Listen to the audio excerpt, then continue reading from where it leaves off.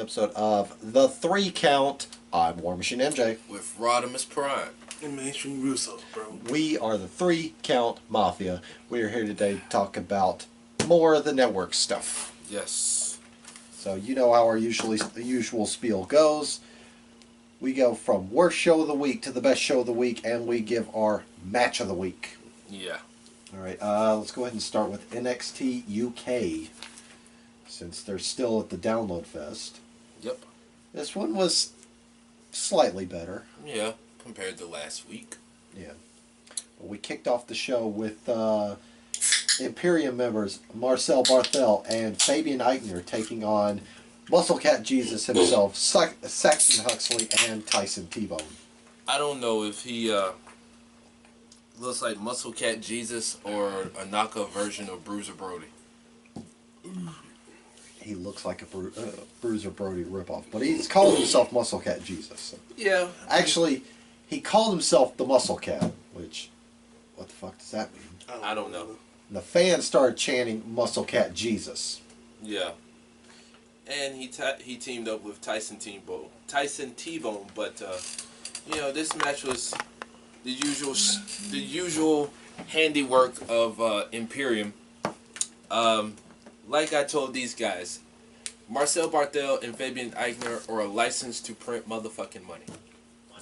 And they are definitely money makers as far as Imperium goes. But Imperium ended up getting the victory.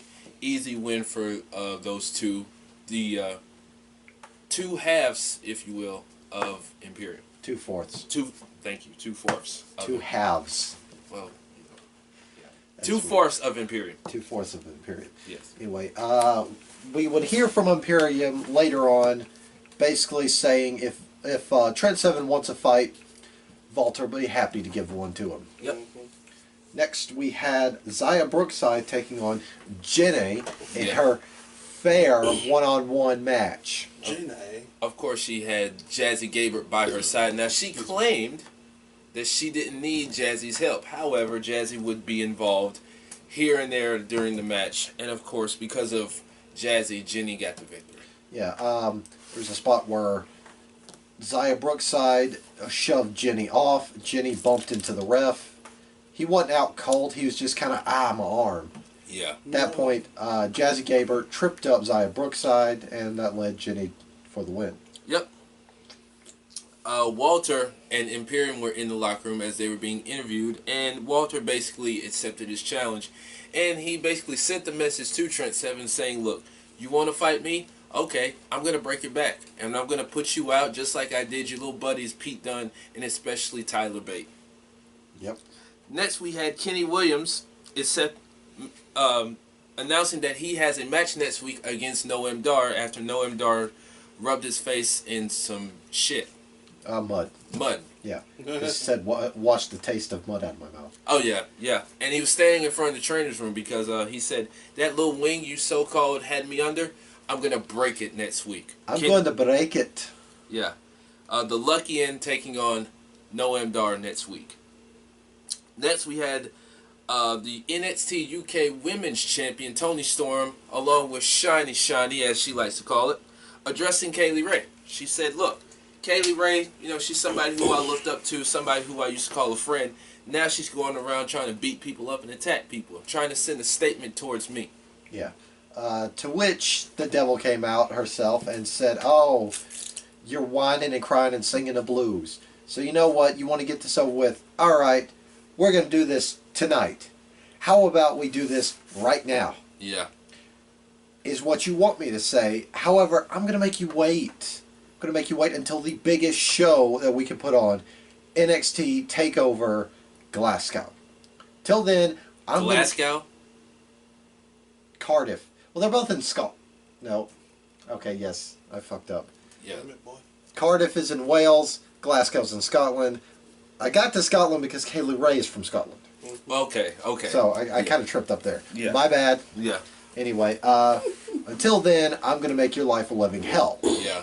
Toni she took off her jacket. She had her hat on. She was ready. She was ready to give Kaylee Ray the business. She wanted to give her that smoke. Majority of this promo, she had cry face.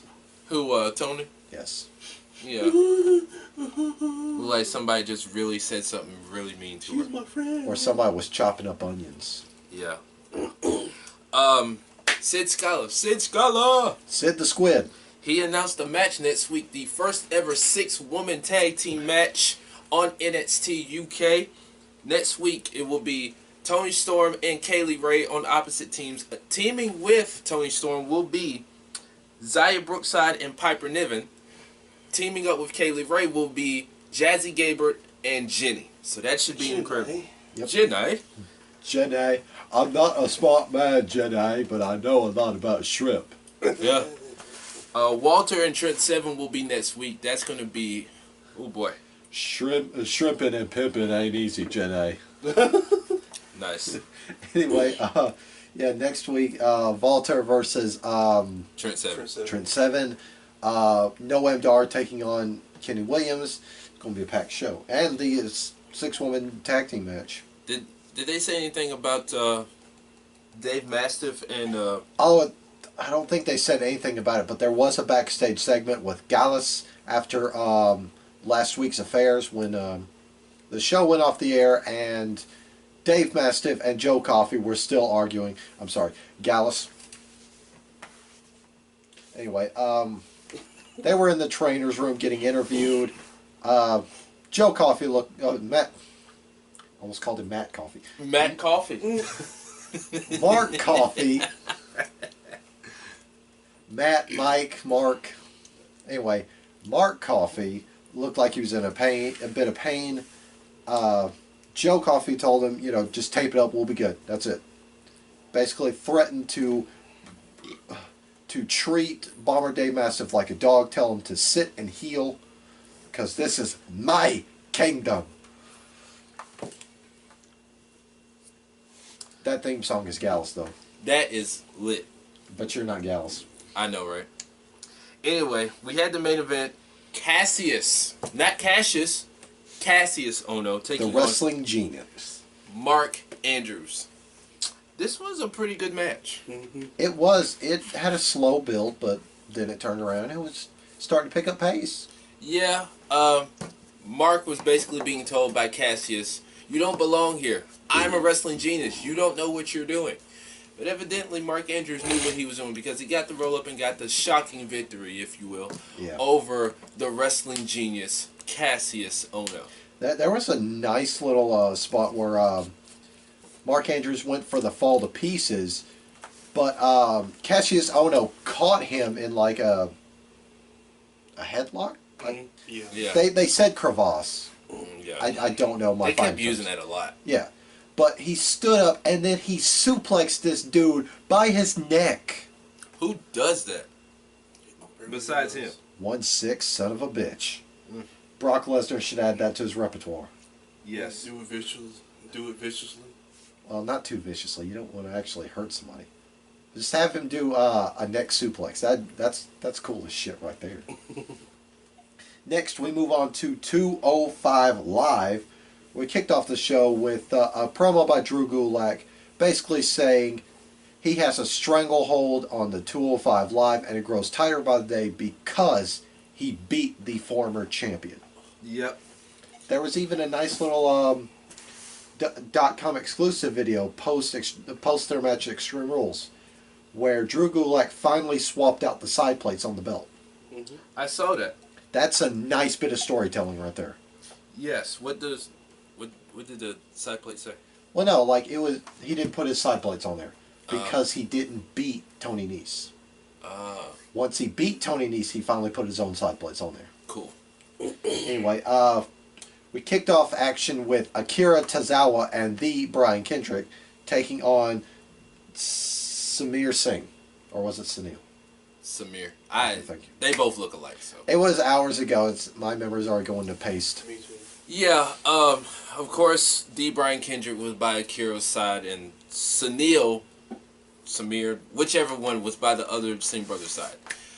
This was a okay match. Akira Tozawa got the win, but they stood tall after the Singh brothers tried to put the beat down on Akira Tozawa post match. And then Brian Kendrick made the save. Yeah. After that, we had Mike Kanellis taking on Jackson James, another victim of the war. The second murder. Sorry, Viking Raiders. Yeah. Almost called them War Raiders. Oh, God. Yeah. I still call them that. Well, War Raiders is a good name. It's better than what they have now. Viking Experience. Oh. Viking War Raider Machine Experience. That's Whoa. what we're gonna. That's what we're gonna call it from now on. Raider Nation. Anyway, yeah, this Jackson James dude, he got murdered again. Yeah, Mike Kanellis was basically trying to send a statement towards Drake Maverick. He got the easy victory. Of course, his beautiful wife and pregnant wife, Maria, was watching in the back. I almost said ringside. She was watching in the back as her husband was putting the work in on Jackson James. Yeah, after the match, Mike Kanellis put the boots to him a little bit more, threw him out, then called out Drake Maverick. Maverick came out there. It's like, all right, I wanted to do this in the office, but you want to do this, let it all out. Go on, get off your chest. Then, yeah, he basically tried to goad him into swinging on old Mike. Goat it! But that didn't work. Drake Maverick's like, you know, I'm not a wrestler. I'm not competing. I am the general manager, so I'm not going to fight back. What was that line that Mike said that just was like a sick burn? No, I think Damn, I forgot already. no, I think Drake said something about lasting long. And Mike was like, lasting long? You want to talk about somebody lasting long? Let's talk about you lasting long with your wife. Yeah, that was it. I was like, oh, snap. Okay, I'll give him some cool points on that. Yeah, after Drake Maverick laid down his position, Mike Kanellis just continued to just emasculate him. Basically called him out saying, you're supposed to be the general manager of 205 Live, but you spent the past couple of hours running around in your underwear. Yeah. Yeah. Basically called him out for not being a man. Then Mike Kanellis went trying to insult his Drake Maverick's wife, called her dirty, and then... And he just laid a real clean sucker punch on him and just started wailing on him, and then he ran him to the ropes and hit a nice drop kick. Oh yeah. And then the exclusive, in which I saw this morning, he was like, you know, I apologize for my unprofessionalism. I'm the general manager. I haven't been doing my job like I need to. I take my job very serious. He said, Mike, you know what? You want a Cruiserweight Championship match? Okay, fine. I'll give you a match. You win your match, you get a championship shot, but it's against me. Yeah, the in-ring debut of Drake Maverick. Drake Maverick. Yes. But you know what I love? What? A good sucker punch. Oh, that sucker punch was on point. Especially that sucker punch Becky threw at Charlotte. Oh, yeah. Oh, that was great. Ugh. Anyway, next we had, in the main event, a rematch from a month ago? Yeah? About a month ago. We had Jack Gallagher taking on Chad Gable. It was all good just a month ago. He's such a Chad. This was a fantastic match. This was better than their last one, Yeah. but a better ending. Both guys just put on one hell of a clinic. The crowd and even the commentary team, even us, we were into this match. I mean, these two just put on one hell of a show. Oh, hell yeah. In the end, Chad Gable got the victory. And even the commentary team just stood up in applause because this match was just Yeah. bonkers. They got a standing ovation. As well so they should have. Yep. And so we move on to NXT, where we kicked off the show with Matt Riddle taking on Arturo Ruiz. Oh, yeah. a.k.a. the former Adrian Jowd. One that knows copper a little bit. Yeah. Yeah, Brazilian Jiu-Jitsu. This was a pretty decent match to kick off the show. Oh, yeah. It was fantastic. Yep. Matt Riddle had gotten the victory due to referee stoppage because he went full mount to Arturo and just kept beating him down until the referee just threw it out. Referee stoppage. We need to see more of that, Yes. especially on the main roster since we got former MMA people. Everywhere now. Remember they used to do that like way back in the day on Raw? What? Remember they used to do like that cage when Ken Shamrock was in WWE? Oh yeah, the Lion Pit, Yeah. Lion's Den. Yeah, when they had people like him and Dan Severn. Yeah. And him and Owen Hart had that cage match. Oh God. Oh, that was awesome. I'm glad WCW didn't do that because they had Tank Abbott. Oh. Yeah. Anyway, Matt Riddle won. However, he was beat down by the returning Dillian Kane. Dillian Kane. Oh god. Dillian Kane. Now he came out dressed in all black with a black mask, and he ripped his mask off, and the crowd went crazy. They went ape shit. He Me. beat the dog shit out of Matt Riddle, just beating him from pillar to post all over the ring. He basically beat circles around him. Literally. They got up to the stage. Matt Riddle was laying on the stage, and he did a senton on Matt Riddle through the stage, and Matt Riddle just was just right. He was just screaming in pain, holding his face, and it was just like whoa, because we were talking about something. We started laughing. No, we were talking about how Shane McMahon got powerbombed on that crate. Yeah. And then next thing you know, I look on the screen, and Matt Riddle just goes to the stage. It was like, oh. Just stopped it dead. Like, it just killed everything. Like, oh, shit. Yeah, they didn't bother fixing it for the rest of the show, which that's a nice touch. I like when they do that. I hate when they do it for those announce tables. Yeah. Because I'm like, what's the point in having it if you're just going to fix it back? Yeah. You know what I'm saying? Yeah. So, yeah. Anyway, next up we had some camera footage of Mia Yim beating the hell out of Marina Shafir She basically whooped that bitch's ass in the parking lot. and slammed the car door on her. Yeah. And then she put her hair back in the ponytail and went in the building like nothing happened. Yeah. Sending a message to Shayna Baszler, I'm coming for your title, and I'm going to take your title. And next up we had the first round match of the Breakout Tournament starring Ron's up-and-coming favorite, Dexter Loomis. Looks like Armstrong from Full Metal Alchemist. Taking on Bronson Reed, the former Jonah Rock. Now listen, I want y'all watching this to understand what I'm saying. Oh god. Dexter Loomis, the former Sam Shaw, he has a nice look, no homo. Great look, great physique. I hate the name. The Loomis part. I just can't get behind that name. I'm sorry. I thought the name was dumb because I never saw Sam Shaw. But when I saw his look, you know, he's got the same look Bobby Fish has got. Yeah. He's got that old-timey, you know, kind of face. That old-timey mustache, old-timey hairdo. Yeah. It fits because Dexter Loomis sounds like a really old name. You know, old-timey, you know. Rah, put him up. Bully! Yeah, bully Bare times. knuckle boxing. Well, what they didn't bare knuckle box. They had those semi-padded gloves. Yeah. Something like that. Yeah, but like old 1800s kind of dudes. Yeah. Yeah, With that mustache. yeah, with that twiddly mustache. Yeah. See, the name fits his look. You're going to be on board with it one of these days Maybe. I doubt it. because you shit on a lot of stuff, and you're just like, you know what? I've come around to it. It's a few things I've come around on, and it's a few things I still don't hate. I still don't like, and certain people I don't like. You can get past a name. We all did. Just look at War Raiders. We thought that was stupid. Yeah, Undisputed Era, We thought that was stupid. Viking Raiders, it's still stupid. It's stupid, but we don't see them on TV enough to deal with them. Yeah. Um, But this match with Bronson Reed was pretty good. it was really good. Dexter Loomis showed off his athleticism. There was I think he went for a shooting star press on the outside, like he ran, Yeah. but he landed on his feet and just got up like nothing was wrong.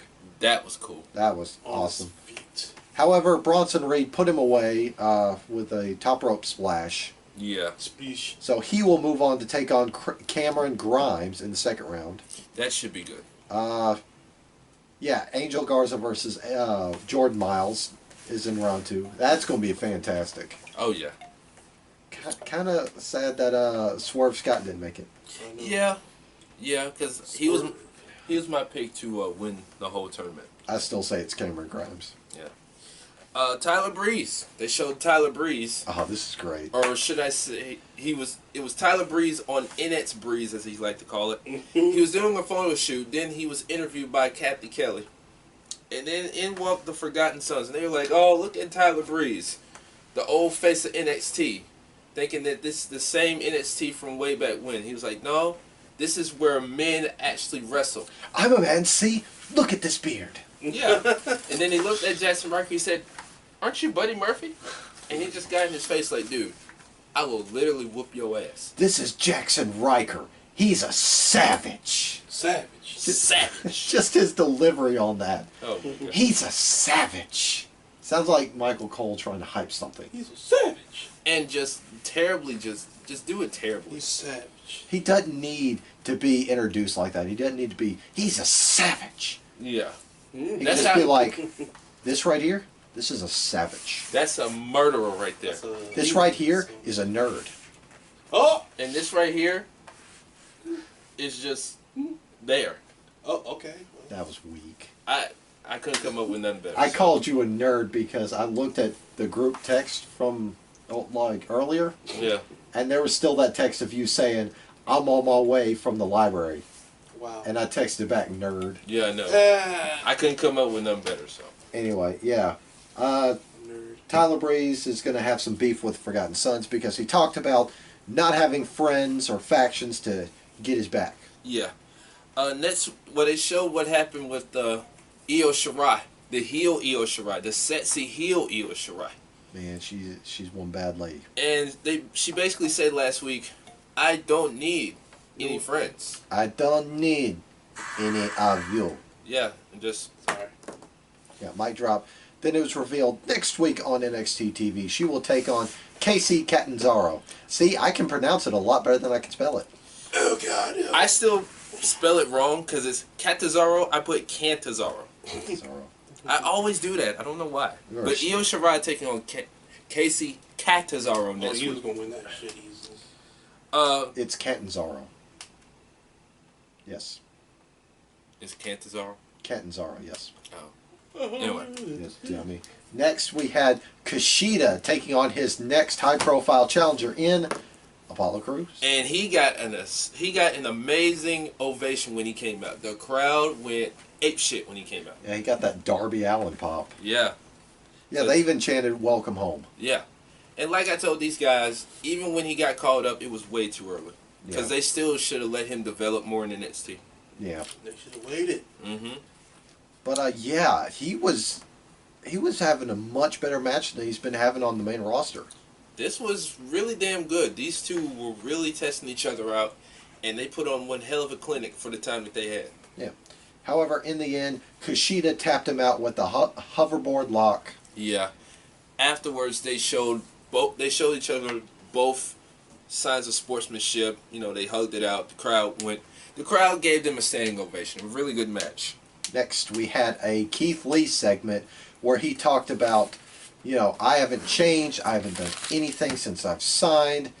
Everybody's forgotten about me, moved on to the next shiny thing, which is Damian Priest. Yeah. He was like, excuse me. He was like, yeah, I've actually been here a year. Damian Priest, the new shiny toy that they're talking about, huh? Well, I'm going to give them something to talk about. They're going to be talking about me. So Thanks for the interview, Kathy. Yeah, have a good one. I was kind of looking at this interview like, I'm kind of confused, but I got what he was saying. Because he was so soft-spoken with it. Yeah. And it kind of felt like he was rambling on, but Yeah. I got his point. So next week, Damian Priest Priest. and Keith Lee, as he will show as they will bask in his glory next week. Keith Lee is going to live in infamy. Yes. Anyway, next up, in the main event, we had NXT champion Adam Cole, baby, defending his His NXT championship. his NXT championship against Twan Tucker. Twan Tucker, one of the guys Johnny Gargano visited at his wrestling school after he won the title. Yeah. They even showed the nice little clip where Johnny lets him hold the title. Yeah. And Twan came out there, it's like, okay, yeah, but I didn't come along. Here comes Johnny. Yeah, just, Yeah, he's ready to whoop some ass. beat the brakes off Adam Cole. Beat him around the arena. Yeah, he beat him all over Full Sail. He gave Adam Cole some smoke. Now, all before this, Adam was like, listen, I never said I wasn't going to be a defending champion. Then Twan came out. Then Johnny came out and he put a whooping on Adam Cole. Yeah, because he yelled a lot of stuff, but the only one I caught is you visited my family. Yeah. Yeah. Oh, sorry. And I was pretty sure that Johnny was not going to take this line down. No. Because, I mean, he gave him the smoke. Yeah, he did. Yeah. Adam Cole went for last shot. Johnny hit him with a super kick, then hit him with his half of Meet Me in the Middle. And then the Gargano escape. Yeah. And it took like 6 referee, pretty much the whole referee staff to get him off of Adam. Yeah, and all the while Johnny was doing this number right here. Yeah. 3 times. Basically, rubber match. Yes. And that's what we got from William Regal. Because he said it will be a 2 out of 3 falls at TakeOver Canada. Yeah. TakeOver Toronto, thank you. Welcome. Hey, I at least got the country. Yeah. Yeah. Will be a 2 out of 3 falls, but the stipulation is Adam Cole picks a stipulation, Johnny picks a stipulation, and if it goes to the 3rd fall, I pick the stipulation. So you know what that means, folks? 3 stages of hell. 3 stages of hell. 3 stages of motherfucking hell. Hell in the cell. When was the last time we saw a 3 stages of hell match? It's been a very... Oh wait, Lucha Underground. Well, I mean, he meant in WWE, but yeah. Yeah. Oh. Okay. I mean, I got your point, but yeah, just in WWE. Only one I can think of was Austin Triple H. I was just going to say that. You know what that means? Gargano and Cole need to bleed. Oh my god. Breed. That's going to be a killer match either way. That match has the potential to be like the ultimate match of the year because that match could go any way possible. Like Adam Cole could say "Last Man Standing," or Johnny could say "Falls Count Anywhere." Regal could say, I don't know, Steel Cage. Who knows? Loser leaves NXT. Anyway, yeah. This match could go any way possible. Funny that you bring up Match of the Year candidate. I know we're only half the year in. What is your Match of the Year candidate so far? Of everything you've seen? That is such a good question. Match of the Year candidate.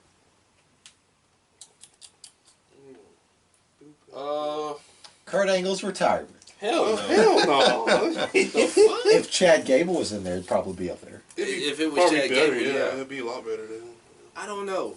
It's so many matches from this year. I mean, you look at stuff from WWE, NXT, New Japan, New Japan, MLW, Ring of Honor, so on and so forth. AEW. AEW. I don't know. I'll have to say the first match between Adam Cole and Johnny Gargano. Just out of random. When Gargano won the title. Oh, the 2 out of 3 falls? Yes. Because that was so emotional. Mostly. What was the second to last match at All In? At Double or Nothing, my bad. Fuck, I don't know. I don't remember. Damn, what is It was, It wasn't Bucks versus Bros, was it? No, I don't think so. the Bucks took on the Lucha Brothers. Yeah, but like the match that went on before. Kenny Omega and Chris Jericho? Yeah. I want to say it was that. I'm not sure. I think it was, but I don't know. Well, you know, as far as my match of the year so far, Dustin versus Cody. Oh yeah. I'd say that's my match of the year so far. Yeah. With like close second, Cody versus Darby Allin. Yeah, because both matches were incredible. Oh yeah. Especially the. Yeah, Bucks and the Lucha Brothers were second to last. Okay, that match was pretty good. Yeah. I think. Yeah, that was the best from Double. Because Cody and Dustin went on before that. Okay, no, second best match of the card. But yeah, Cody and Dustin. That's my match of the year so far. What do you say?